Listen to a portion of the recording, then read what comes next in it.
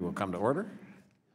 Without objection, the chair is authorized to declare a recess of the subcommittee at any time. Members of the full committee who are not members of the subcommittee on terrorism and illicit finance may participate in today's hearings. All members will have 5 legislative days within which to submit extraneous materials to the chair for inclusion in the record. This hearing is entitled, After the Breach, the Monetization and Illicit Use of Stolen Data. I now recognize myself for 5 minutes to give an opening statement, for 2 minutes to give an opening statement. I want to thank everyone for joining us today. Today's hearing will examine the economics of cybercrime, the monetization of stolen data from cyber attacks, the role that dark web marketplaces play in helping criminals profit from their theft, and how illicit proceeds are laundered into our financial system. Last month, the Council of Economic Advisors released a report estimating that malicious cyber activity cost the U.S. economy between $57 and $109 billion in 2016, and this cost is expected to climb as more devices become internet connected. Most commonly, these cyber attacks against private and public entities include ransomware attacks, requesting payments in cryptocurrencies, denial of service attacks, and in business email compromise scenarios. These attacks lead to property destruction, business disruption, and the theft of proprietary data, intellectual property, and sensitive financial information. Unfortunately, this activity is only becoming more widespread as criminal organizations realize the low cost of entry, the ease of using hacking tools, and the difficulty law enforcement faces trying to apprehend the hackers. It is estimated that in 2017 there were 610 public breaches in the United States, triggering the exposure of 1.9 billion records. This sensitive information, including stolen credit card numbers and personally identifiable information, is monetized and sold on the dark web, often for a few dollars or less, making cyber theft a lucrative endeavor and providing anonymity for the criminals. Cyber theft is particularly damaging because the sensitive information being stolen, including Social Security numbers, is difficult or sometimes impossible to change. The victim of a breach can become a victim repeatedly as their identity can be used to apply for credit cards, mortgages, and other financial products over and over again.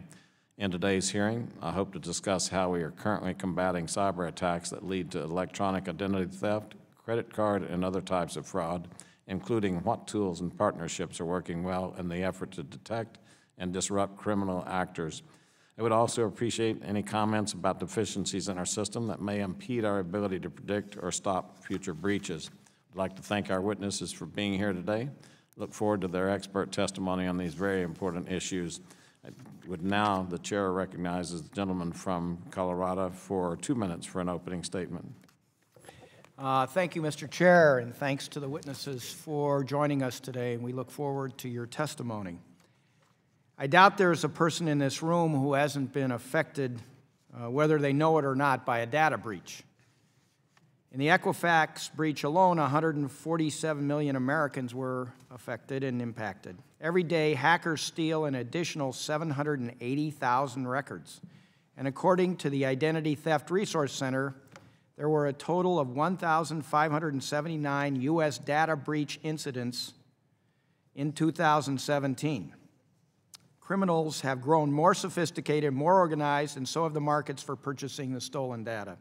In many cases, the cyber criminals are encouraged and supported by governments. In terms of state-sponsored cyber criminals, the most pervasive actors are Russia and North Korea, both of which heavily target financial institutions. And as we all know, as a fact, Russia used its cyber capabilities to interfere in the 2016 election. I was glad to hear today's news from the Department of Treasury that announcing sanctions on 19 Russian operatives and 5 organizations, many of whom were identified by Special Counsel Robert Mueller. I'm glad to see the Department of Treasury is beginning to take this Russian cyber threat seriously. I hope President Trump will understand the importance of this issue soon as well.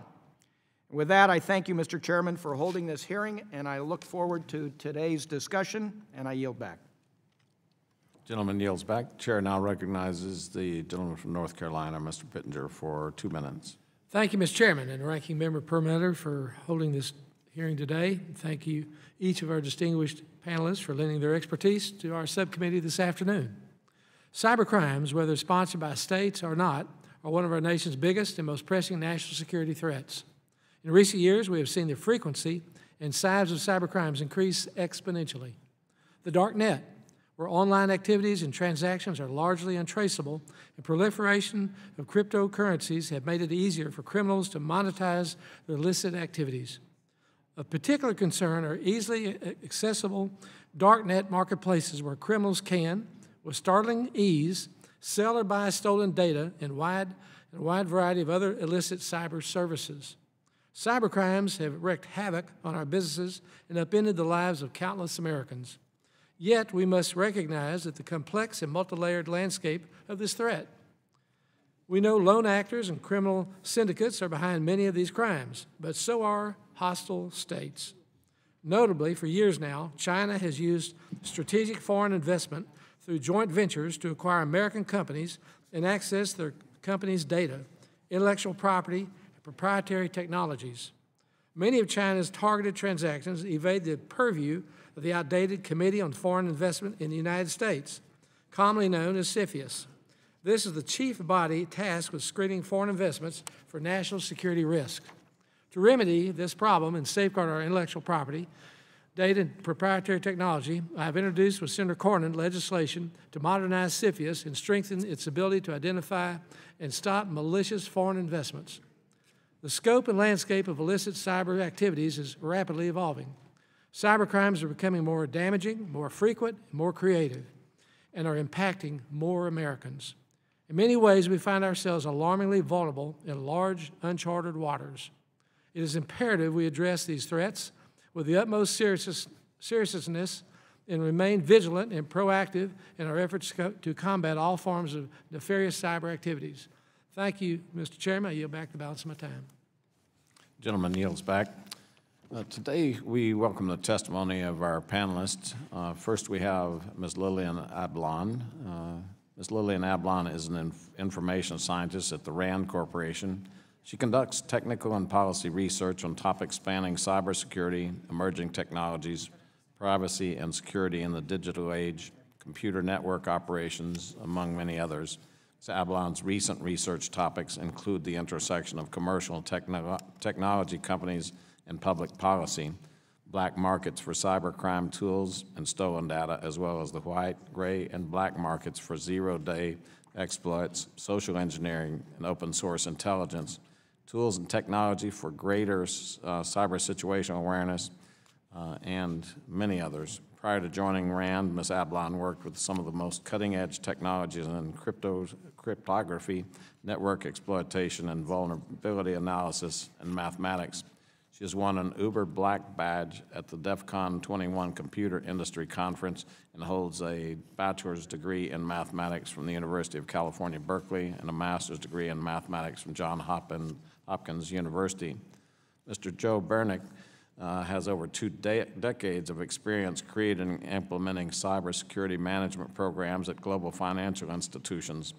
While serving as Chief Information Security Officer and Head of Information Risk and Security at ABN AMRO Bank, Third Bank, and BNY Mellon, Mr. Bernick led global teams dedicated to protecting customer data, complying with data-related laws, regulations, and managing incident response programs. Mr. Bernick started his career with the U.S. Department of Defense. He is an avid speaker and writer and has held posts on several industry groups, including the Federal Reserve Council on Fraud and the Financial Services Information Sharing and Analysis Center and the Open Web Application Security Project. Mr. Bernick holds a bachelor's degree in Information Systems from the University of Mary Washington and has completed a graduate studies in business administration at the City University of New York.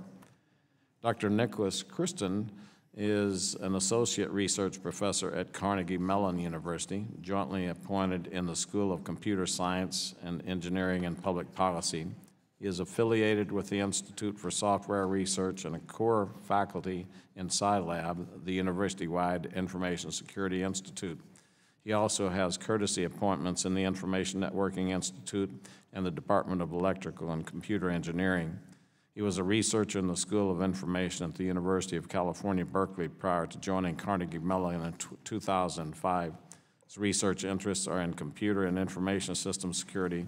Most of his work is at the boundary of systems, networks, and policy research. He has most recently focused on security analytics, online crime modeling, economics, and human aspects of computer security. He holds a degree in engineering from a prestigious French university and both a master's degree and a PhD in computer science from the University of Virginia. Dr. James Lewis is a senior vice president at the Center for Strategic and International Studies. Before joining CSIS, he worked at the Departments of State and Commerce as a Foreign Service Officer and as a member of the Senior Executive Service. He served on several federal advisory committees, including a chair of the Committee on Commercial Remote Sensing, as well as member of the Committees on Spectrum Management and International Communications Policy, and as an advisor on the security implications of foreign investment in the United States. Dr. Lewis has authored numerous publications since coming to the CSIS on a broad array of topics, including innovation, space, information technology, globalization, deterrence, and surveillance. He was director for CSIS's Commission on Cybersecurity and is an internationally recognized expert on cybersecurity. Dr. Lewis received his PhD from the University of Chicago. Each of you will be recognized now for 5 minutes to give an oral presentation of your testimony. Without objection, each of your written statements will be made part of the record. Ms. Avalon, you're recognized for 5 minutes. Good afternoon, Chairman Pierce, Ranking Member Perlmutter, and distinguished members of the subcommittee. Thank you for inviting me to testify. As you mentioned, in 2017, there were more than 1,000 data breaches, exposing over 1 billion records of sensitive data. To gain an understanding of what the attackers are doing with the stolen data and how they are monetizing it, we first need to understand who they are and what motivates them. First, attackers, or cyber threat actors, can be grouped by their sets of goals, motivations, and capabilities. 4 groups of note are cybercriminals, state-sponsored actors, cyber terrorists, and hacktivists. I discuss each actor in my written testimony, but the 2 of most note for this hearing are cybercriminals and state-sponsored actors. I emphasize the distinction between these groups as they tend to seek different types of data and use or monetize that data in different ways. Cybercriminals are motivated by financial gain. They care about making money as quickly and efficiently as possible. Often, the data that they steal ends up for sale on underground black markets. State-sponsored actors advance the interests of their particular nation-state. They tend to keep the data that they steal for their own purposes rather than trying to monetize it on underground black markets. State-sponsored actors are believed to be responsible for the cyber attack on Sony, the theft of millions of dollars through the SWIFT banking software, and the data breach of millions of records from the Office of Personnel Management. Turning to the cybercrime black markets, they are quite advanced, full of increasingly sophisticated people, products, and places to conduct business transactions. They are resilient in the face of takedowns and are constantly adapting to the new tactics and techniques of law enforcement and computer security vendors. They are easy to enter and very easy to get involved in, at least at the most basic level. Essentially, all you need is an internet connection and a device to become part of the cybercrime ecosystem. Participants in these markets range across all skill levels. There are often hierarchies and specialized roles. Administrators at the top, followed by brokers, vendors, and middlemen, and finally mules, the money changers who use multiple methods to turn the stolen data into money. Cybercrime markets offer a diverse slate of products for all phases of the full cybercrime lifecycle, from initial hack all the way through to monetizing the stolen data. In recent years, as-a-service offerings, ransomware, malware, and point-of-sale credit card skimmers have become popular. Prices in these markets can range widely, depending on hardness of attack, sophistication of the malware, whether something is do-it-yourself or as a service, and the freshness of the data. For example, credit cards stolen from Target in 2013 appeared on the black markets within days. Those cards initially fetched anywhere from $20 to $135, depending on the type of card, expiration, and limit. But eventually they went on clearance for just a few dollars a card. Although prices in general range widely, similar products tend to go for similar amounts. And anonymous cryptocurrencies like Bitcoin, among others, are preferred for making transactions. So how does stolen data get monetized on these markets? Cybercriminals use financial information, things like credit card data and bank account numbers, to withdraw cash, purchase gifts for resale, or harness a money mule to make fraudulent orders to purchase goods like expensive electronics, which can then be shipped overseas to be sold on other black markets. They might use stolen credentials, things like usernames, passwords, and email addresses, to get access to a victim's contact list for further spam or phishing campaigns. Both cybercriminals and state-sponsored actors might use credit report information, things like addresses, dates of birth, and other personally identifiable information, like that taken in the 2017 data breach of Equifax, to create a comprehensive profile of a victim. Cybercriminals could use that kind of data to create a custom dictionary of possible passwords that can be used to attempt to crack a victim's bank or financial account, or for identity theft purposes. State-sponsored actors, on the other hand, might use this information to build profiles of who to target for exploitation or espionage campaigns, or as leverage to gain other types of information. Unfortunately, there is no easy policy prescription to completely stop data breaches or monetization of stolen data, but a combination of information sharing between the public and private sectors, strengthened international cooperation between law enforcement, and increased efforts to tarnish the reputation of these black markets can all help. Thank you for the opportunity to testify. I look forward to the discussion. Thank you, Mr. Burnick. You're now recognized for 5 minutes. Good afternoon, Chairman Pierce and Ranking Member Perlmutter. Thank you for the opportunity to testify. My name is Joe Burnick, and I'm the Chief Technical Strategist for McAfee, representing the financial services sector. We are happy that you have addressed this important issue. The financial services sector represents a very sensitive part of our nation's infrastructure, and I'm pleased to see the committee addressing these issues. According to the CSIS report recently produced by McAfee, banks continue to be the favorite target of criminals, as we know, probably because the money is held in these institutions. The banks and attacks, however, are not always directed directly at the banks. We are now seeing attacks directed at the seams within the institutions themselves. This can be seen in the instance of the SWIFT attack, in which is alleged that North Korea stole or attempted to steal over $1 billion. And smaller, less sophisticated organizations are more vulnerable to this type of attack. The practice of not directly attacking institutions, such as was the case, such as the case within the Equifax attack, represents a vulnerability within the banks. They all depend on Social Security numbers. And therefore, that type of attack has a lasting and devastating impact on the banks themselves. All the financial institutions rely heavily on Social Security numbers as a form of identifier. This reliance, as you stated, is a vulnerability, as the numbers have all ultimately been lost, resulting in the numbers being somewhat useless as a means of identification.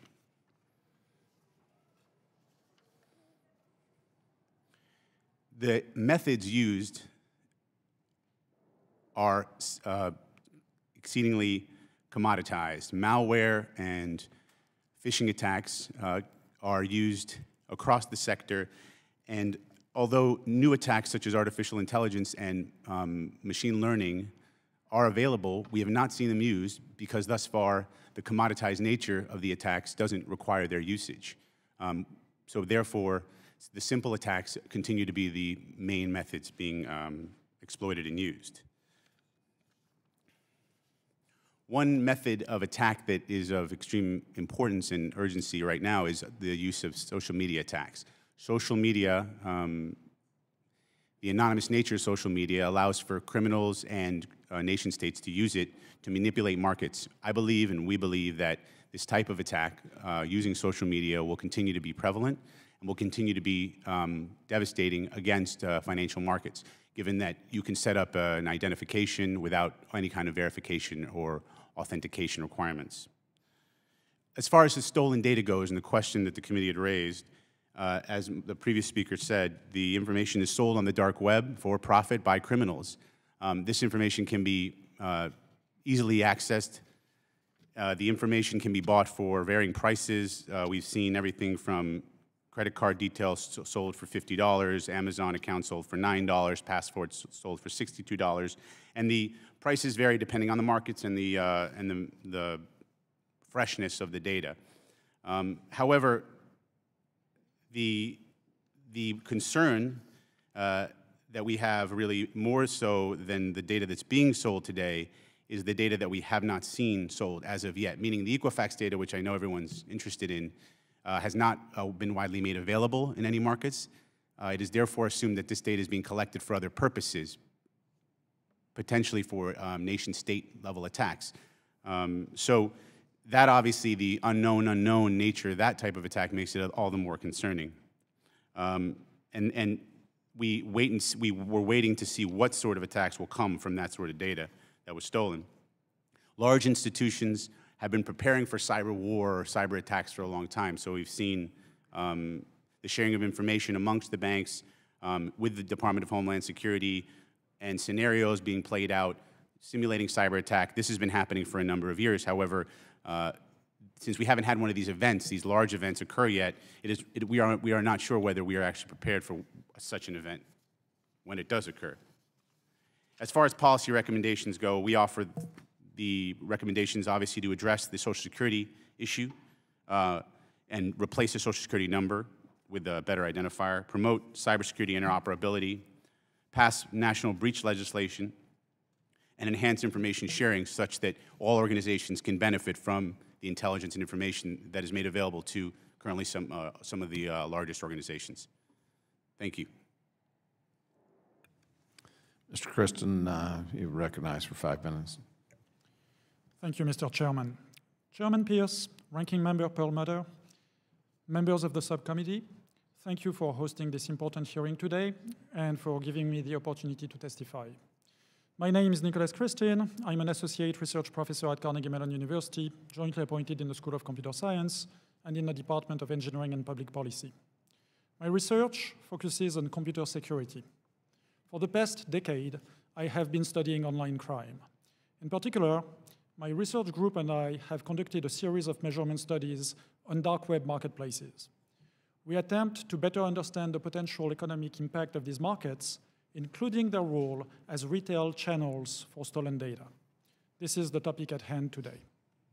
In the past 25 years, online retail channels for stolen data have evolved from dial-up forums to online chat rooms to specialized web forums to online anonymous marketplaces, also known as dark web marketplaces. Business models have also become increasingly complex to facilitate the sale and purchase of stolen data on a large scale by less sophisticated actors. Similar to industrial supply chains, the modern market for stolen data shows specialization. The number of technically savvy actors responsible for data breaches is rather small. After the stolen data is broken down in lots suitable for individual resale, retail-level vendors offer the data to the general public. Other criminals provide services surrounding stolen data, such as mule services, money laundering tutorials, without directly interacting with stolen data. Using measurements we collected between 2011 and 2017 from most of the major online anonymous marketplaces operating during that time interval, we can make 4 observations. First, revenue generated by criminals engaged in monetizing data breaches continues to pale in comparison to the potential costs of the remedies. In the early to mid-2000s, other researchers estimated that criminals made in the orders of tens of millions of dollars per year from the sale of illicitly acquired data. Meanwhile, the societal costs of those breaches were thought to be in the billion-dollar range. Our measurements indicate that this asymmetry still exists today. The overall revenue from the entire trade of illicitly acquired data remains rather low compared, for instance, to the online trade of narcotics. Stolen credit card numbers are often sold for a few dollars each. More expensive offerings, including social security numbers or date of birth, may reach in the order of $100 apiece. However, recovering from the damage incurred by each individual theft is far more expensive due to second-order effects, such as impact on credit ratings. Second, the dark web marketplace ecosystem as a whole has shown strong resiliency to law enforcement takedowns. Shutting down a marketplace has so far mostly seemed to result in criminals moving to a different one. Long-term impacts on the overall illicit trade are uncertain. Takedowns also may potentially lead some of the actors to move their activity to less publicly observable forums. Third, 80% of the revenue is generated by 10% of the vendors. A few successful individuals attract relatively large numbers of amateurs that do not profit much, if at all, from their activities. These unsuccessful actors nevertheless contribute to the overall problem by making the market for stolen data larger and more complex. Fourth, these marketplaces are international in nature, and even when certain actors are identified, jurisdiction issues may complicate prosecution or arrest. These findings indicate that focusing on preventing breaches from happening in the first place is probably more economically efficient than attempting to disrupt retail and distribution channels. Prevention is also likely to be more effective than recovering from a data breach once it's happened. Finally, measurements of dark web marketplaces solely focus on the retail end of the stolen data ecosystem. They are thus an imperfect signal, particularly when it comes to tracing stolen data back to a specific breach. Nevertheless, these measurements give us important information on the health and evolution of the market for illicitly acquired data and on the monetization techniques in use. Thus, it is important to continue supporting these documentation efforts, to understand the criminals' business models, determine the most effective strategies to disrupt them, and improve overall security. Thank you very much. Thank you, sir. Dr. Lewis, you're recognized for 5 minutes. Thank you, Mr. Chairman and Ranking Member Perlmutter. I appreciate the opportunity to testify. Cybercrime is big business. I think you've heard that from all my colleagues. We've conducted 3 studies with the support of McAfee to estimate the cost. In interviews for our studies, one senior official called this the greatest transfer of wealth in human history, while another one said it was a rounding error in a $14 trillion economy. So we hope to bring a little more precision to this range. Estimating the cost of cybercrime is difficult because data collection is woefully inadequate. Most countries don't collect statistics on cybercrime, and many victims prefer not to report their losses. Our reports looked at a broad range of costs, including recovery costs, IP theft, and damage to brand. Our most recent study estimated that cybercrime costs the world between $450 and $600 billion a year, a 20% increase in 2 years. This increase can be explained by the growing sophistication of cybercriminals, by the increase in the number of internet users, and by improvements in the ability of cybercriminals to monetize stolen data. This has always been a problem for cybercrime. You can take personally identifiable information or intellectual property, but then turning it into actual cash can be a challenge. One of the reasons cybercrime continues to grow is that criminals have become better at monetization, in part because of the availability of cryptocurrencies. Cryptocurrencies make cybercrime easier by increasing anonymity and by simplifying money transfers. Cybercrime activity on what's called the dark web, the hidden web, also contributes to the growth in cybercrime. This hidden internet is a safe space for cybercrime, and I was, in preparation for the testimony, I was looking at some of these sites this morning, and I found one that offered a money-back guarantee. If you bought data from them, stolen data, and it didn't work, they would refund your.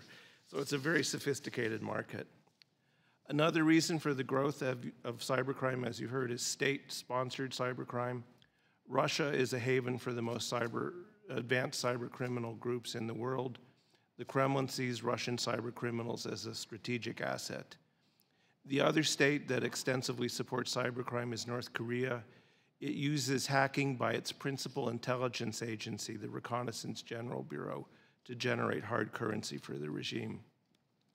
So this is a daunting set of problems. You have protected spaces on the dark web, innovative and dynamic cyber criminals, cryptocurrencies, and countries that provide safe havens and support for cybercrime. But there are actions we can take to reduce risk. As you heard earlier, we won't be able to eliminate cybercrime, but we can make better efforts to manage it. This would include the US and its allies developing an effective strategy for punishing states that support cybercrime, greater regulation of cryptocurrencies, and expanded efforts to disrupt criminal networks in partnership with our allies in other countries. Finally, all nations would benefit from a serious effort to collect data on cybercrime's cost. I think that would be helpful. I thank the committee for the opportunity to testify and for its work on illicit finance and for our CFIUS modernization, and look forward to any questions. Thank you. Thank you, sir. The chair now recognizes himself for 5 minutes for questions. I think, Dr. Lewis, I would ask you first that estimating the losses is hard, according to what you're saying. I mean, I think we understand that. What sort of effort is there internationally to maybe join together countries? First of all, which country is probably the best at intercepting and stopping the cybercrime? And then are there international efforts where countries are joining together? Thank you, Mr. Chairman. There's a good correlation between countries that have strong law enforcement systems and punishment for cybercrime. So if you're a cyber criminal and you live in the US or the UK or France or Germany, your life expectancy is probably only about 3 years before you're caught and go to jail. In places that have weak cybersecurity laws, like Brazil or other developing countries, you see a growth in criminal activity. So the effort here is to have strong cybersecurity laws. The U.S. leads in that with the Budapest Convention, and to develop new ways to cooperate on the exchange of evidence and on efforts to take down networks. So currently, there is no central place that does this. The UN has a committee on crime that is trying to develop a more common approach, but the differences among nations make it hard to get cooperation. Thank you. Thank you. Mr. Bernick, you mentioned North Korea as being one of the state actors, and the testimony of others indicated Russia. Who are the other major players as far as the state sanctioned, the state actors? The other major player would be China. They have invested a lot of resources in building capabilities and also have been attributed to some of the most significant hacks of recent times. So the Anthem hack, as you recall, which was the big one that occurred a few years back, where a lot of medical and Social Security numbers were stolen, as well as the Yahoo hack has been attributed to them. These hacks and this information is being amassed for a purpose. We just don't know what that purpose is. So that and that threat and that capability that they're amassing, raises a significant amount of risk to us as a country. And I think that is the to be determined risk, what that will look like, and whether those attacks, if they occur, will be targeted against infrastructure, banks, individuals. We don't have the answers right now, and that's one of the most concerning things, I think, for all of us. Thank you. Okay. And Ms. Apollon, the lack of consequences obviously plays a big role in encouraging. Are there any nations that appear to be dealing with the lack of consequences? I don't think that we are, so would you comment on that? Specifically for the cybercrime markets, they are highly reliable. And so products are what they say they are. People do what they say they do. Trying to tarnish their reputation is quite difficult. In terms of specific countries that are going after it, it's really on a country-by-country basis. Law enforcement here in the U.S. is getting better in going after cyber criminals. Certainly more resources would help, but more digital natives are entering into our law enforcement, and that helps to understand the nature of cybercrime and the technical capabilities.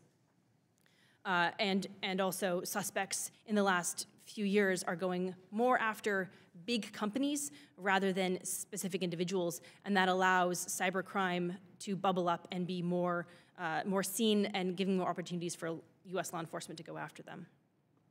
Dr. Kristen, if you were contemplating the hack into the Office of Personnel Management, What advantage is that, how is that information valuable to nation states? What do they use it for? So I tend to focus on economically motivated cybercrime, and as such, I wouldn't really be able to answer that question because it's not clear that there are actual economic incentives to use the OPM breach. Okay. My time has expired. The chair now recognizes the gentleman from Colorado, Mr. Perlmutter, for 5 minutes.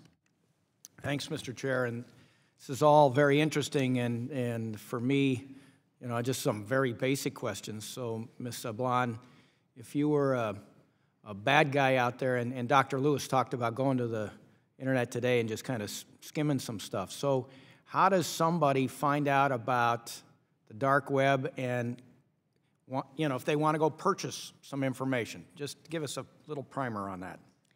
It's pretty incredible how easy it is to get involved in these markets. As I mentioned in my original testimony, all you need is an internet connection and a device to get involved.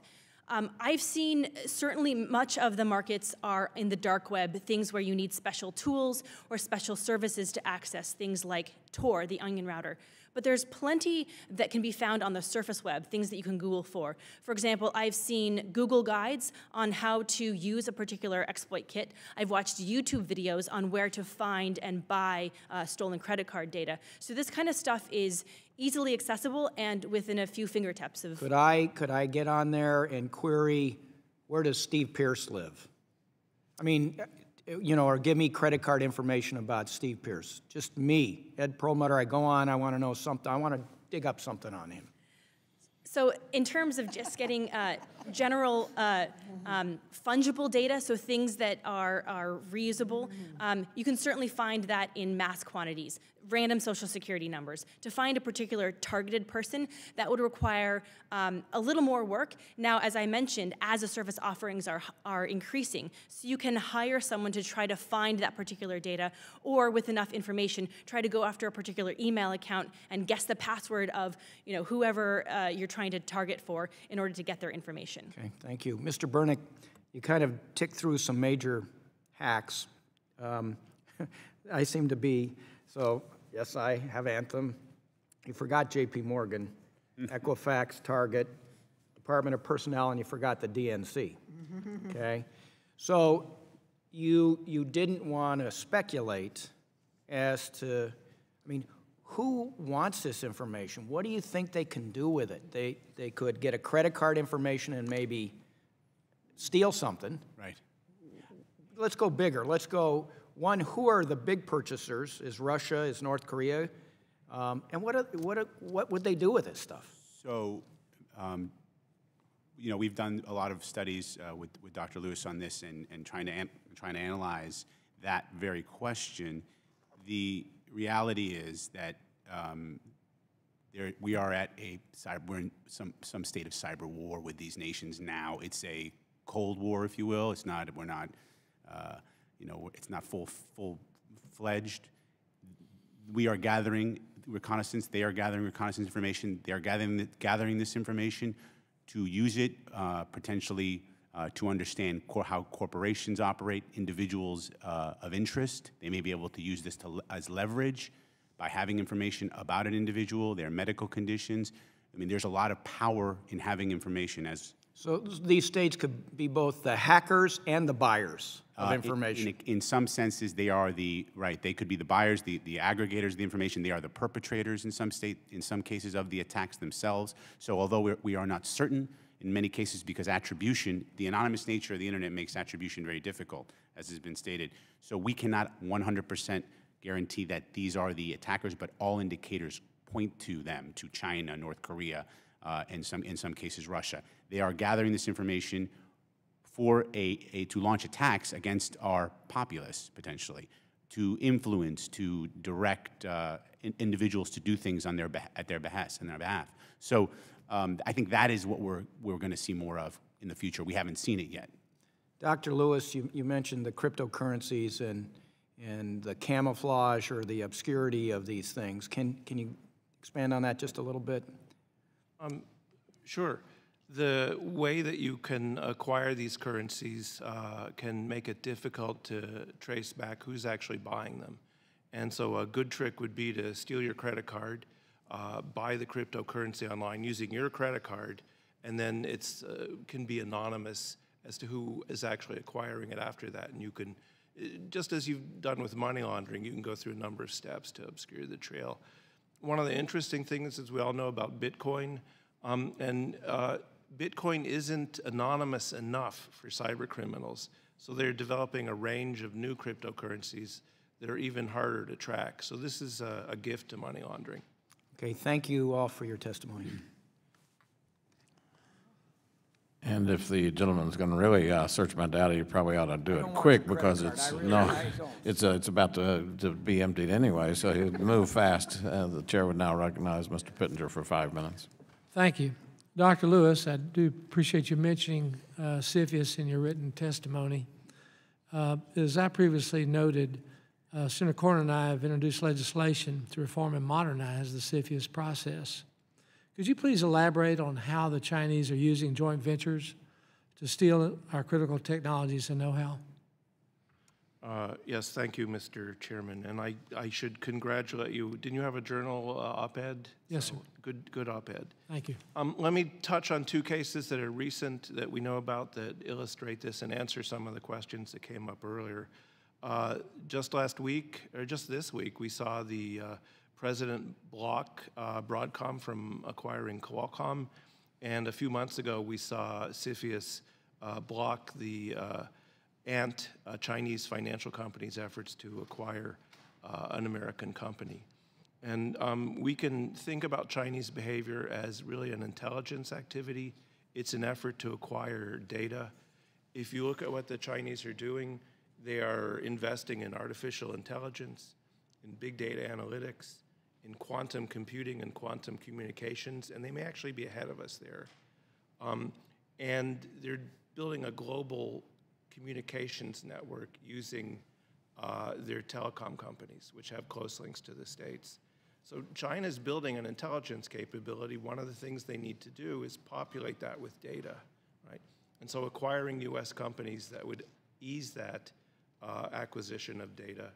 The thing that's interesting to me is we're all fairly familiar with what CFIUS used to do. So the first bill blocked acquiring military technology. The first law, FINSA, blocked terrorist and homeland security concerns. And now I think it's time for modernization, as the bill you've put forward does, to think about how China uses this not just for military advantage, but for intelligence advantage. Could you, Dr. Lewis, give us some greater detail, the types of critical technology and intellectual property that the China and other countries are trying to steal? Sure, and one easy way to track that is to just look at Chinese activity in Silicon Valley. So a lot of attention to artificial intelligence, a lot of attention to big data. They're also looking at sensor technology, which can be useful both on the internet and for military application. They're looking at space technologies. So they're looking at autonomous vehicle technology. And when I say looking, I should probably say looking to acquire, right? So the Chinese have identified the crucial technologies for a modern military and are seeking to use joint ventures, greenfield efforts in the Valley, acquisitions of US companies or other Western companies. And you probably all remember KUKA, the German robotics firm that the Chinese were able to acquire. They have a good strategy for acquiring the technologies for a 21st century military.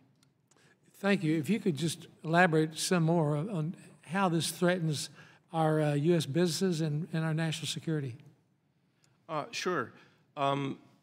So one of the problems is that Chinese state-supported investment in high-tech companies crowds the market, right? So if the market can support 10 companies and the Chinese subsidize 3 more, everyone's revenue share falls down. Every company is made weaker. Every company invests less in R&D, and that will hurt us. Our dependence on some Chinese technologies creates intelligence vulnerabilities that we have seen China exploit in other countries.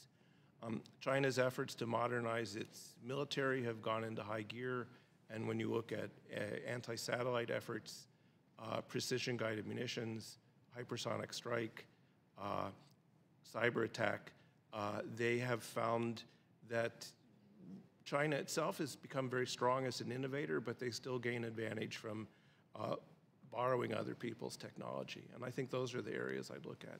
Yes, sir. If they've sought to acquire semiconductor companies. I think they've acquired like 20 of them in the last few years.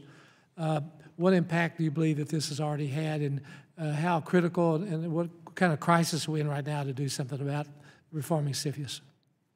So China has had creating a domestic semiconductor industry as a goal since it opened to the West in the early 1980s. And they've failed each time, despite spending billions of dollars, because it's hard to make semiconductors. And so their most recent strategy is, let's just buy the whole company, right? And I think CFIUS has done a good job at blocking that, but the Chinese are persistent, they're well-resourced, and they have not given up on this goal in more than 30 years. The effect on the US is that we could become dependent on sensitive technologies from China that the Chinese could take advantage of. That's a real concern. That's a supply chain concern. The second one is that US companies could find themselves hard-pressed to continue to invest, hard-pressed to innovate, and the market could tilt away from the US and towards China. Thank you. My time's expired. The gentleman's time has expired. The chair now recognizes the gentleman from Connecticut, Mr. Himes, for 5 minutes. Thank you, Mr. Chairman, and thank you all for your testimony. I've heard a theme reiterated today that I first heard from Gartner, which happens to be in my district in Stamford, Connecticut. And the point made is that there aren't a lot of new attacks, new technology, new software, zero-day software. There's just not a lot out there, that most of the successful attacks are using techniques and malware that are readily identifiable, and that the problem is that people simply aren't using good cyber hygiene, that they don't update their security software, that sort of thing. So setting aside for a moment the question of policy, which we've discussed here a little bit, we as members of Congress interact a lot with the public and our constituents. I'd love to just take my time to sort of cycle through the witnesses. And apart from the obvious, and by the obvious I mean, use of two-factor authentication, not using your birth date as a password, changing your password periodically. Apart from the obvious, what would you suggest to us are other measures that our constituents, that the American public should take to try to increase the overall level of network security and the safety of their data? As you mentioned, there's no new attacks, just new attack surfaces. So as things like the Internet of Things come up and there are a lot of more digital devices, people aren't necessarily thinking about securing their thermostat like they are their computer. So there's certainly the normal cyber hygiene that can be applied to those kind of new attack surfaces. I would also say that it's not possible to be 100% secure. A determined attacker will get through no matter what. So if we can make it more expensive in terms of time, resources, and research for an attacker to get through, then that can be helpful. Humans are the weak element, so if we can educate people to be aware of the kind of attacks that might be facing them, that's something that's kind of an obvious cyber hygiene thing, but the more that we can do it, the better. Mr. Burnick. So we at McAfee would suggest that you invest in software to protect your computer. I think that's pretty basic at this point. There's a lot of different options. I had to say that, and I think it's the correct answer. But beyond that, I would say for this commercial break. Beyond that, I would say that don't use the same password for everything. People just do that because it's easy. And I think, people, it used to be said, don't write your password down. That people would say that. I think if you're going to change it, write it down. It doesn't matter. Just don't use the same password for everything, because once you get hacked once, you're hacked on everything if you use the same password, which most people do. Lock your Social Security report. I mean, if you're not applying for credit, then lock your report. Everybody should do that, because if they have your Social Security number, they can probably, they being hackers, can probably do something against your credit. So by default, you should lock your report at all times when you're not applying for credit. That's basic, right? And that's free. One What else? I think those three things: using protection on your computer, keeping it patched and up to date, not using the same password, and locking your Social Security report would be Social Security, your credit report. Pardon me, your credit report would be my advice for individuals. Thank you. Before we get to Mr. Chris and Ms. Bernick, since you brought it up, what in 20 seconds or so is your take on some of these password protection apps like Dashlane and others? Are they secure? Well, so what they do is they control, there's an app you install, it controls all your credentials in one place, and it's basically in the cloud, effectively. It's stored in a database on the internet. It's one key that unlocks all keys.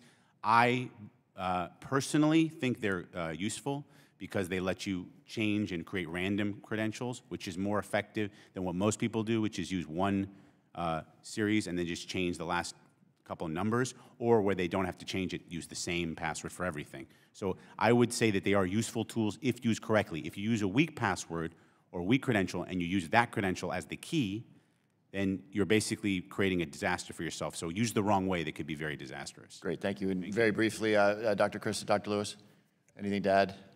Yes, I would echo the previous witnesses' comments on password managers. They are very useful, especially when used to generate passwords as opposed to simply recalling them, because computers are really good at generating long, random, pretty much unguessable strings. That would be my main recommendation. Thank you. Think about where you go online. You probably saw in the indictments today, in the sanctions today, that one of the tactics that cyber criminals use is what they call waterhole attacks. Think about where you go. Think about what you put online. Think about what you click on. Be cautious with social media. Do the basic hygiene. People still don't do that. And finally, back up your data. If you use iCloud or one of the other cloud services, it makes you a little more difficult to suffer from a ransomware attack. Yeah. Thank you. Yield back, Mr. Chairman. Thank you. Gentleman's time has expired. The chair now recognizes gentleman from Pennsylvania, Mr. Rothfuss, for 5 minutes. Thank you, Mr. Chairman. I want to go to Dr. Lewis. In your testimony, you said that Russia is a haven for the most advanced cyber criminal groups and that they view cyber criminals as a strategic asset. Is the Russian government directly profiting monetarily from cybercrime? It would be safe to say that members of the Russian government profit directly from cybercrime. Do we have any estimate of the revenue that they would generate? We could probably come up with one. I did not for this hearing, so it may be a question, but I don't know what the other panelists think, but we know that this is a very profitable line of activity, so at a minimum, it's probably in the hundreds of millions of dollars. How do state sponsors of cybercrime recruit or obtain the services of cyber criminals that carry out illicit activity? In countries like North Korea, it's very easy because they are members of either the military or the intelligence services. In places like Iran or China, and to some extent Russia, they are hackers who come to the attention of the security services, and it's suggested that they cooperate with the state. In Russia, there's both state programs to identify potential hackers and a linkage between the security services and cyber criminals. So each one is a little bit different, but if you monitor the internet, you can always see when somebody's doing something bad, and then you go to their house and say, jail or play ball.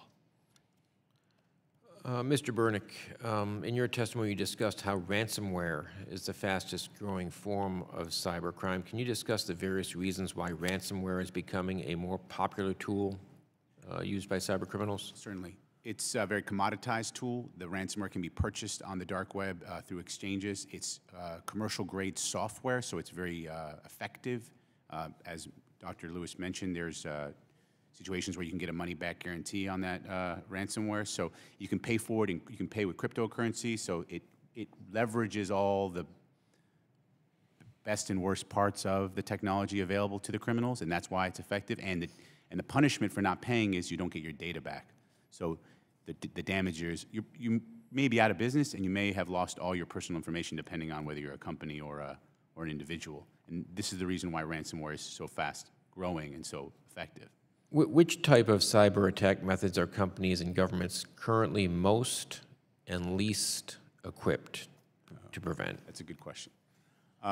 So, as was previously mentioned, the malware and ransomware has become commoditized. The difference between it is just the update with the latest vulnerability. So if you take a new vulnerability that just came out, say, yesterday, and you add it to an existing kit, it'll be very effective because that vulnerability will have no protection.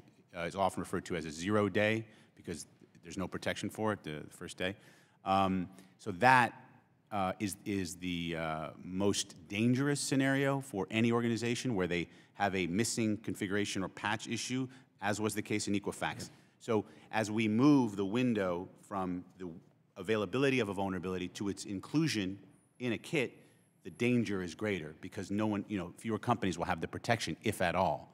And that is the biggest fear of these organizations, that a destructive type 0-day attack will occur where they're erasing machines at a fast clip, at a fast pace, and there's no necessarily any protection that you can have for that type of attack. And that would be the worst case scenario and the one that we're least prepared for as a country and as organizations. I was intrigued when Mr. Perlmutter was talking about looking for some data on Mr. Pierce. This is a question I'm going to ask Ms. Ablon. How would, if he went out looking for the data and wanted to then buy the data, I mean, what payment methods are being used to buy this illicit data? Are they using Bitcoin? Are they send cash through Western Union? How does one pay for data like that? You can pay with it with any method. Cyber criminals will accept money in any way that they can get it. So absolutely, you can pay with PayPal. You can pay with digital currencies that aren't crypto, that aren't hidden. So things like web money, Western Union. You can also pay with a cryptocurrency. Are they you can, but are they? Do we have, do we know what they're doing? Yes. So there are people that pay with that. More and more, there's crypto. With what? Pay with non-cryptocurrencies. But more and more, the trend is to go towards cryptocurrencies because of their anonymity and anonymous properties. The thing about cryptocurrencies is that they're anonymous until you get to the exchange. The Bitcoin's exchanges, the cryptocurrencies exchanges, is when you actually turn the digital money into actual cash, euros or dollars, and that's the point where you can tie a human being to the wallets, to the digital currencies. So that's really the weak point to go after. My time is expired. Anybody that pay a hacker with a credit card, just asking for trouble, it looks like. Chair would recognize Ms. Maloney for 5 minutes. Oh, I'm sorry, Ms. Sinema for 5 minutes. Thank you, Mr. Chairman, and thank you to our witnesses for being here today. Mr. Chairman, more than most, Arizonans value their privacy, and that's why we've been outraged by data breaches like the one at Equifax, and we're frustrated there's been so little action by Congress, the CFPB, and others to hold Equifax accountable and prevent future breaches. We all know this is a growing problem that requires action. Just in the last year, there were over 1,000 breaches that exposed over 1 billion records of sensitive data, according to the Identity Theft Resource Center. And that makes fraud significantly more likely, which is why we're working across the aisle to protect Arizonans from identity theft and financial fraud. Arizona's 1.1 million seniors are especially at risk, which is why I'm working to pass the Senior Safe Act. Our bill with Congressman Poliquin of Maine trains employees at banks, credit unions, and other financial institutions to spot financial fraud against seniors and report it to law enforcement. Our bill was recently endorsed by AARP, and it passed the House with the support of both parties. But seniors aren't the only ones at significantly greater risk of financial fraud. We're also working to protect Arizona's children from synthetic identity theft, which occurs when a criminal takes a Social Security card or Social Security number and uses it to open bank accounts and lines of credit under a fraudulent name. This type of ID theft is often targeted at children because they have no prior credit history. In Arizona, a 17-year-old girl discovered to her horror that a scammer had accumulated over $725,000 of debt in her name. Her information was linked to 8 suspects who opened 42 accounts, including mortgages, auto loans, and credit cards. So targeting our kids and running up massive debts in their name is both shameful and cowardly. We've got to fight back to ensure they have the chance to build their futures. So we've introduced the Protecting Children from Identity Theft Act, which is a common sense fix that modernizes federal fraud detection to stop criminals and protect Arizona's kids. Every Arizonan deserves financial peace of mind, and we're going to get these bills signed into law. Mr. Chairman, last month, I requested more hearings on Equifax and these data breaches, and I'm glad we're now getting the opportunity to dig deeper into these important issues. So with that, I have a question for Ms. Avalon from the RAND Corporation. So thank you for being here today. The two bills that I mentioned today focus on enhancing cooperation between government, law enforcement, and the private sector to catch cyber criminals and protect law-abiding Americans. Your testimony has noted the importance of these efforts, and it highlighted steps that we could be taking to disrupt cybercrime markets, illicit clearinghouses where criminals sell our personal and stolen information. Identity theft operations vary in both scope and sophistication, so I have two questions for you. What percentage of these illicit operations would you say directly rely on the use of reliable cybercrime markets to be profitable, and which federal agency is best equipped to infiltrate and thwart these markets? The second question is, what additional authorities and resources should Congress provide to crack down on these cybercrime markets?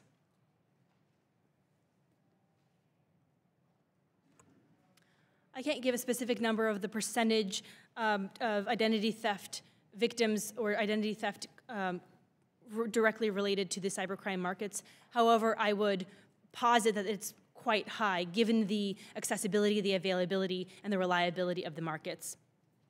In terms of what authorities can do to crack down, I mentioned three things in my testimony: international cooperation, information sharing, and then tarnishing the reputation of the markets.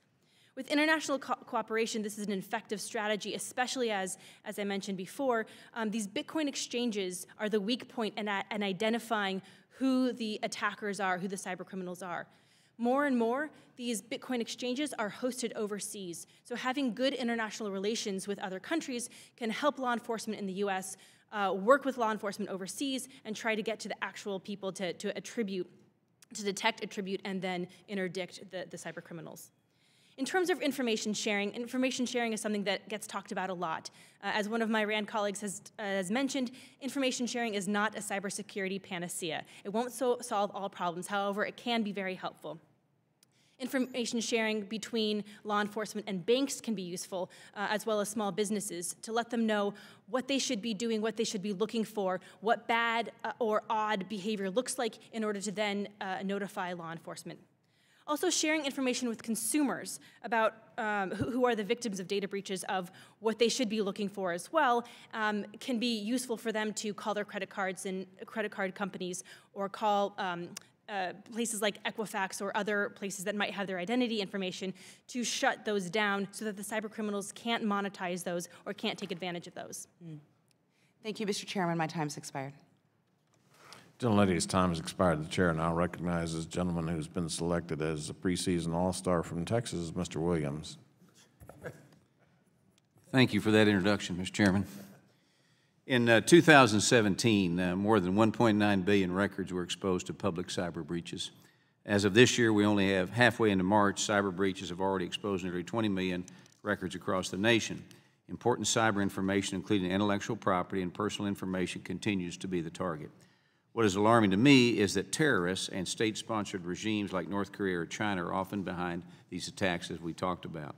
They will continue to take advantage of America's cybersecurity weakness. We cannot let that happen. And I hope the testimony today begins to let us come up with solutions on this pressing matter, and I want to thank all of you for being here.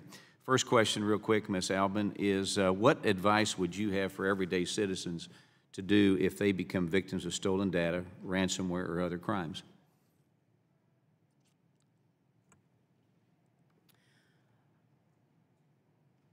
The one piece of advice I would give consumers who are more and more becoming victims is to be alert, be aware of what's going on, be, as Dr. Lewis mentioned, look where you're going online, and then also be a little paranoid. I think it's safe for everyone to be a little paranoid about where their data is going and their kind of activities online. Okay, thank you. Mr. Burnick, what lessons in dealing with the aftermath of mass hacking attacks like we've seen in the last few years and the breaches of, as we've spoken again, Equifax, Home Depot, Target, and J.P. Morgan, has the industry learned as a result of those attacks? the industry has learned to prepare more effectively through scenarios, and obviously the sharing of intelligence. So when an organization becomes aware of a threat, they'll run a scenario where they'll basically self-assess themselves against that threat and understand what the implications might be should they become impacted.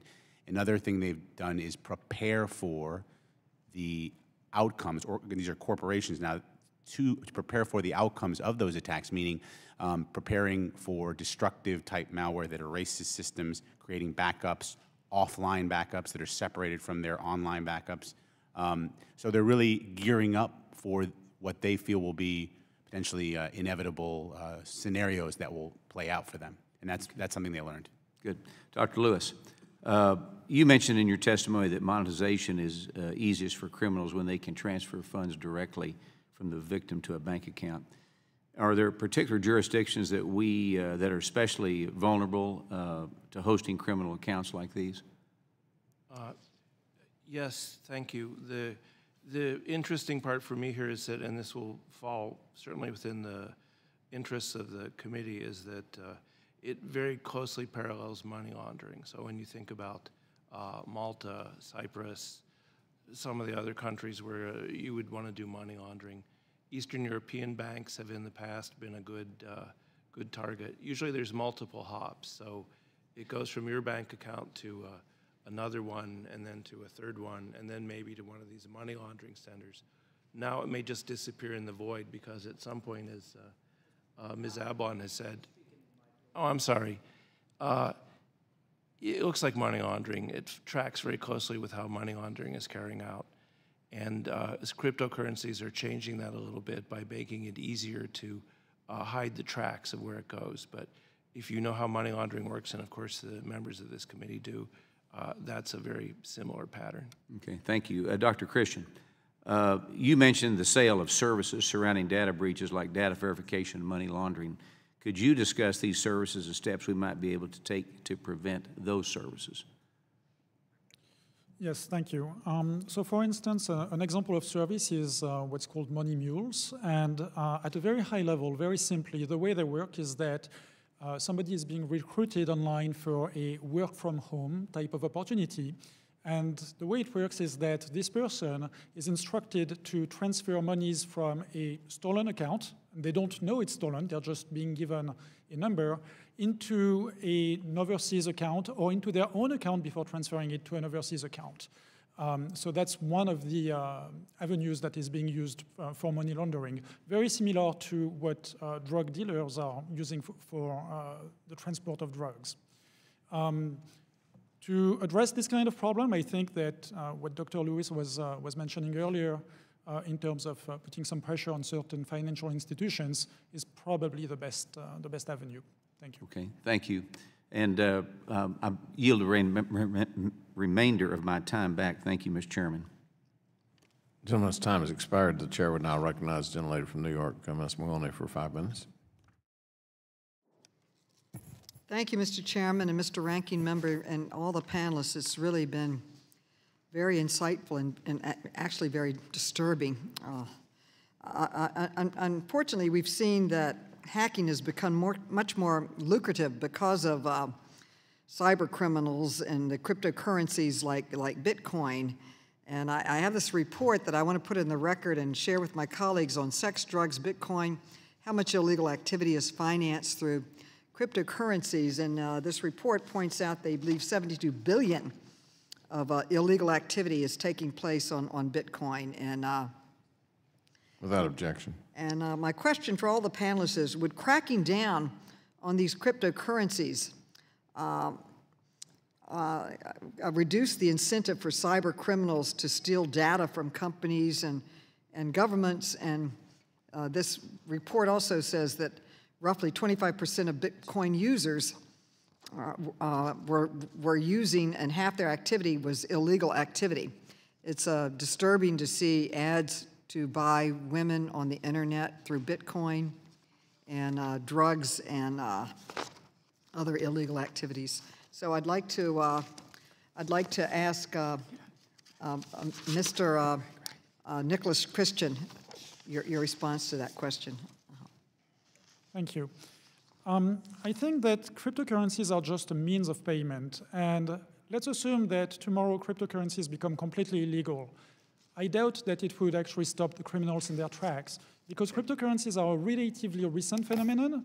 The Bitcoin, for instance, started appearing in 2008, 2009. And before that, we already had cybercrime. People were just using different tools, Liberty Reserve, web money, and so forth. So I don't necessarily think that clamping down on the payment system itself or even interdicting it would necessarily improve the situation very much. People would just find other ways of getting paid. Well, I want to ask you and also Mr. Lewis. Mr. Lewis, this question about nation states. And when a nation state is behind a hack, sometimes it's hard to figure out what it is they actually want the money for. We know, as you testified earlier, North Korea was behind the hacks into Bangladesh for $81 million. That was clear. They needed money. They got money. But in other cases, when a nation state steals data from a company like Equifax, and then they don't sell the data on the black market, and it doesn't seem to appear some other place, it really isn't clear what their motivations are. So when a nation state hacks into U.S. companies and steals data, but doesn't sell the data on the black market, why do you think, what is the explanation of why they did it? Are they collecting data for espionage purposes? What is the, I'd like to ask Mr. Christian, Mr. Lewis, and then all of the panelists to answer, what is the motive? Are they phishing? Are they just, what are they doing when they steal it and they don't seem to use it? Or we can't track what they're doing with it? So I'll start to answer that by saying that sometimes we don't even know who is the perpetrator of a breach. So we have no idea who is behind the actual breach. When it's not being sold, it can be for a variety of reasons. Maybe it doesn't have economic value, but has other types of value, leverage, espionage, as you mentioned, and others. Very simply put, we just don't necessarily know who is behind every single breach and what they are using the breach for. Thank you. You know, the nature of the intelligence business has changed dramatically in the last few years, and data is at the center of those changes. So you can use digital technologies to identify persons of interest, either for recruitment or, more importantly, for counterintelligence purposes. So we're seeing a world where it's going to be much harder to operate covertly simply because of things like the Equifax breach. And when I see a big breach like that and the data doesn't appear on the market, I usually assume that it's an espionage-related case.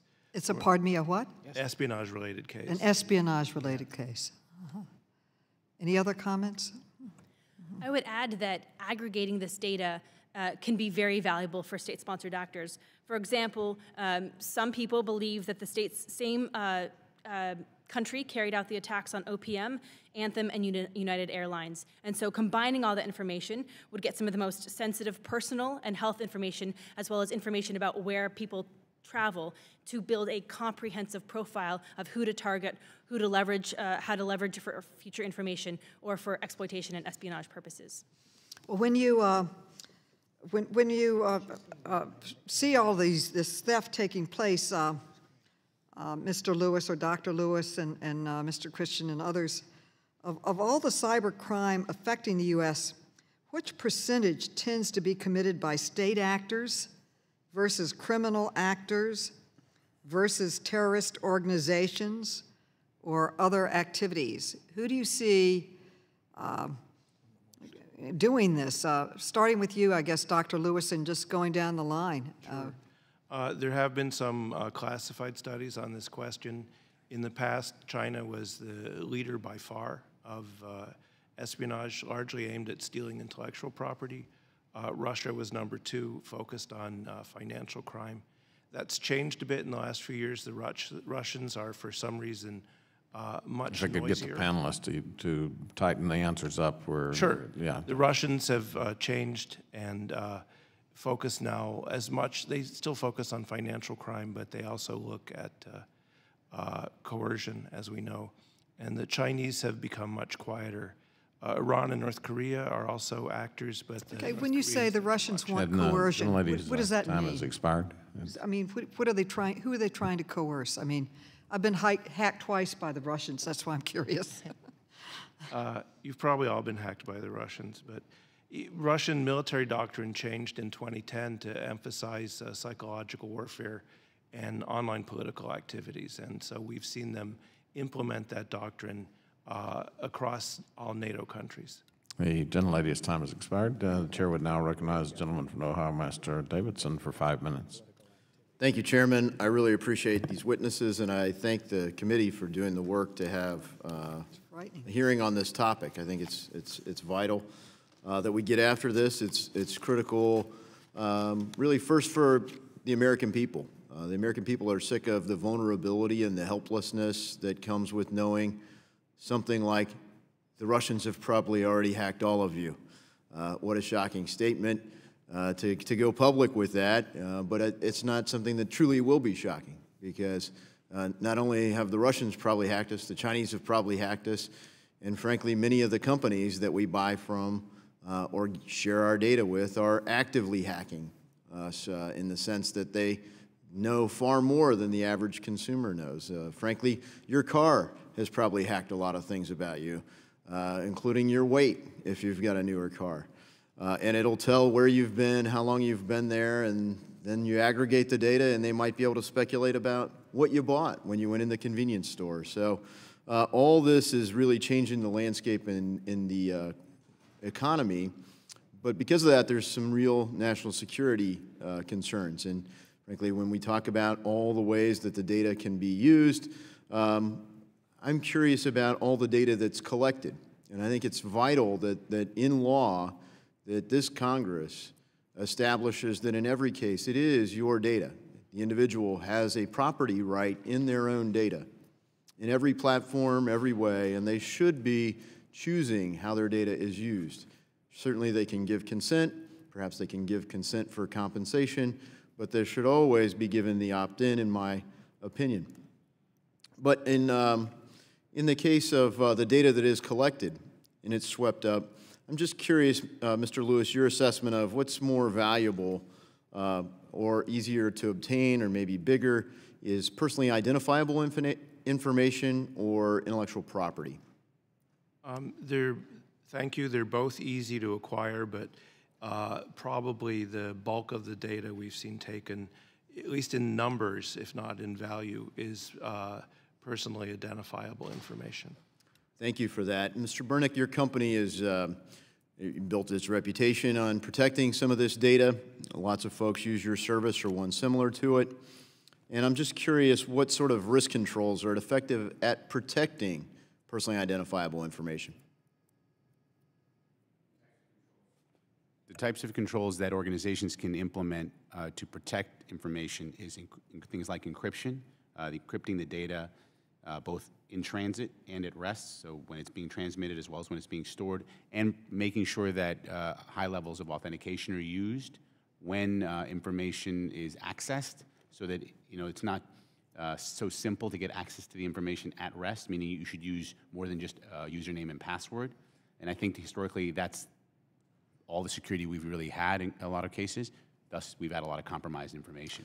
Thank you. And I'd add that if the data is not online, then it's harder to be accessed. Absolutely. So if it's not collected in the first place, it's not there to be hacked. And so I guess, is there anything specific about that that differentiates the risk, whether the database is a government database or a commercial database?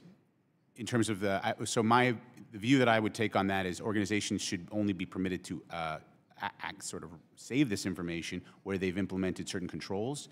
And so if they can't determine or demonstrate, and that is an interesting way of looking at it, that they have the controls or they don't need the data, then they shouldn't collect it. When you go to any office of any, even a chiropractor or anything, they'll ask you for your personal information, and you'll write it down, they'll put it in a database. The question is, do they have the ability to protect it? Do they need it? Those are questions that should be answered and should be positioned by the consumer before they provide that data, but that education didn't exist historically. Thank you for that. And I would add that we've offered the Market Data Protection Act. It passed the House by unanimous consent. We're still waiting on the Senate to take action. And this would simply require the Securities and Exchange Commission to provide an assurance to us that they do in fact have the controls in place to oversee that. And so the same sort of governance that a board would expect of, say, at Equifax, I'm confident the IT department there has got a little more interaction with the board than they used to. And I think that would serve as good notice for governance practices around the country, whether they're in the government or not. And since we don't have a chief technology officer for each secretary. My time has expired. Mr. Chairman, I yield. A gentleman's time has expired, and the chair would now recognize the gentleman from Memphis, Tennessee, Mr. Kustoff, for 5 minutes. Thank you, Mr. Chairman. And I do want to thank the witnesses for being here. Today's hearing has been both very interesting and very concerning, and I think we would all agree with that. Ms. Ablin, if I could, today we've certainly had several hearings where we've talked about the use of cryptocurrency. We've talked about that becoming more predominantly preferred method of use on the web. I think you may have testified to that, at least it's trending that way. We also know that the dark web hosts a forum to sell and trade illicit goods and services, firearms, drugs, etc. And we've talked about personal information being bought and sold in bulk. I know a few years ago, 3 or 4 years ago, maybe 5 years ago, there was a dark website called Silk Road that was shut down.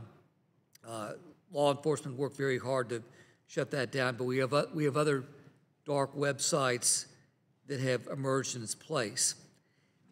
Given your work in studying how cyber criminals operate, can you talk a little bit more? You have talked, and there's been discussion about the dark web and online black market sellers, but the shutdown of Silk Road, of Alpha Bay, and how some of those other websites actually interact with people and how they interact with those dark websites.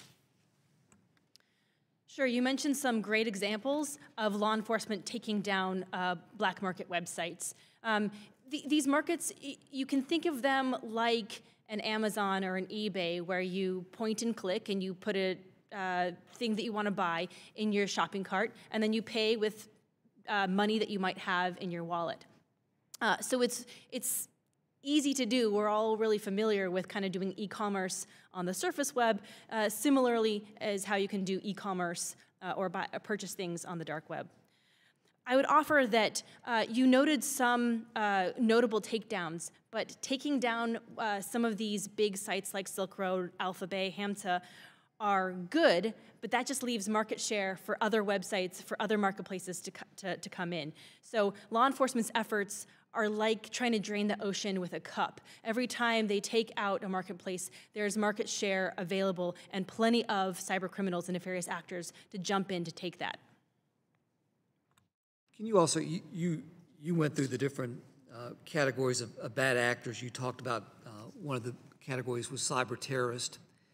Obviously, I'm talking about those foreign actors, those who aren't here. Where do they train, and do any of them train or get their education here in the United States? Cyber terrorism is an interesting category of cyber threat actor. It's, in general, they combine traditional terrorism and attacks via cyberspace. For an act to be cyber terrorism, it needs to occur through the digital domain.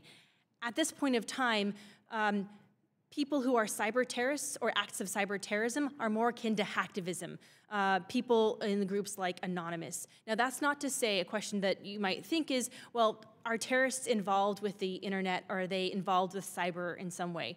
They are. They use the internet for a number of reasons.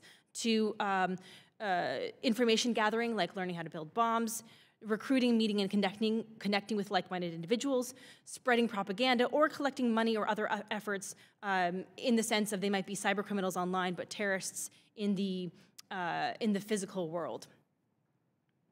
Thank you very much. Mr. Bernick, you testified in relation to somebody's question about ways to protect yourself in terms of preventing stolen identity. I think you talked about locking the credit report, and is that analogous to freezing the credit report? Correct. It's the same thing. Obviously, I would assume that the three credit agencies don't want that, although they do offer that service.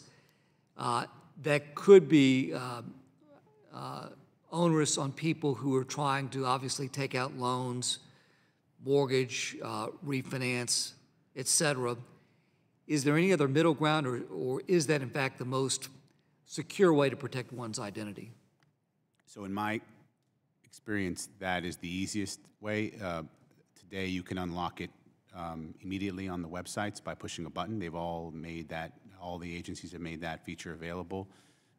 And in the event that you do need to take a loan out, or you know you're going to, you just unlock it and it's instantaneously available again. So it's merely a question of not allowing those kinds of lookups to be done or requests to be made of you without you first hitting that button online and unlocking the report.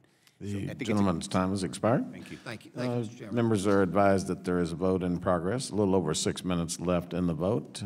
For me, I'd like to thank our witnesses for your testimony today. Without objection, all members will have 5 legislative days which to submit additional written questions for the witnesses to the chair, which will be forwarded to the witnesses for their responses.